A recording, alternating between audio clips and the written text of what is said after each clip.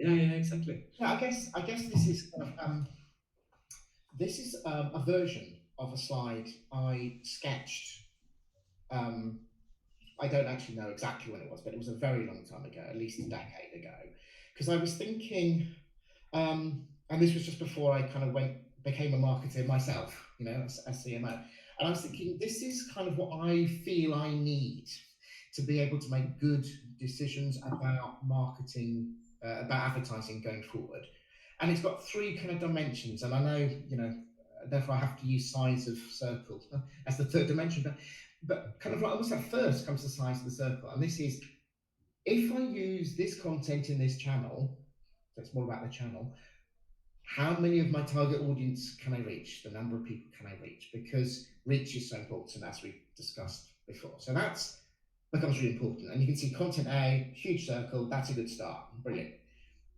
Then I want to know, okay, I've reached them, but obviously we know that the impact you get for each person reached can vary.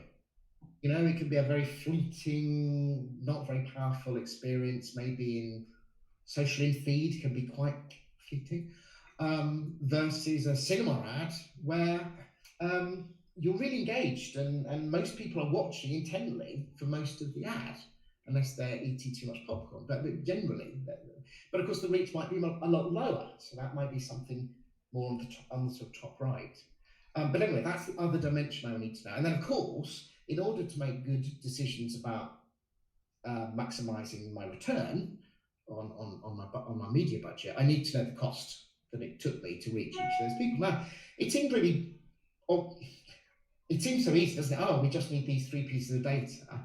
But I think, like the poll you showed earlier, Christian, quite often we don't have these pieces of data or even estimates or guesstimates of them, and without it, I wouldn't know how to go how to make decisions. So I'm a big fan of trying to estimate these three dimensions to help marketers.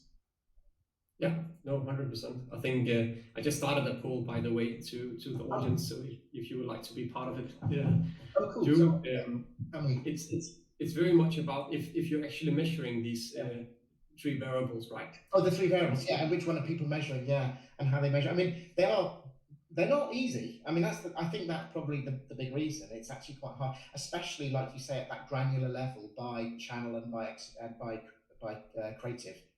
That it gets harder and harder the more granular you get.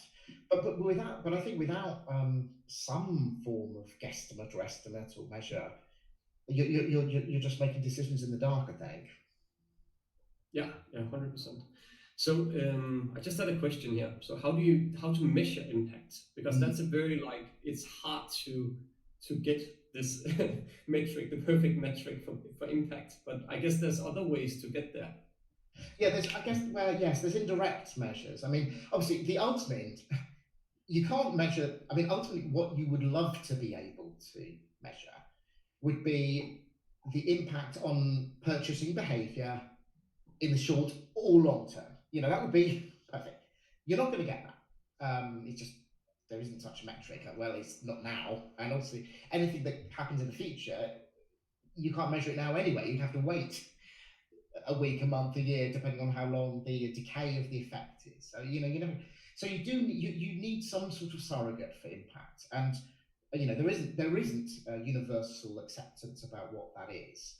But you do have certain candidates that people use, and I'd say some of them include what effect did it had on brand, let's call it awareness or salience.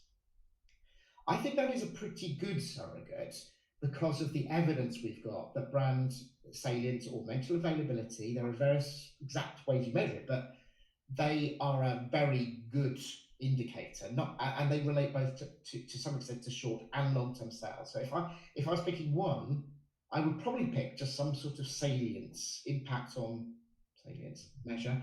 The one that goes with that, an alternative or ideally to go together, would be the impact on, I suppose, consideration. Yeah, it's back to the debate we had earlier about what's the difference between mental availability and brand regard. Well, both are important. So if you can measure both of those, and saliency and consideration are not bad surrogates for those two, they're pretty good. if you could, a combination of those two would be what I would choose personally. A combination of those two would be a pretty good surrogate for short stroke long-term impact that the data would suggest would lead to long-term, to sales, total sales. So I would always go for, personally, I would always go for those two. I can't think of any others that would beat those, but I'd love to hear people's thoughts on a measure that, something I wouldn't go for is things like click-through rates or engagement, amount of time spent, or etc., just because they have been shown to not relate to long-term brand effects at all, no correlation. But there's always a caveat, and the caveat is that if to drive your business right now, you need people to click through, and then you get a certain conversion into sales. That is always different. It's not, that's about short term versus long term, but long term, the other metrics.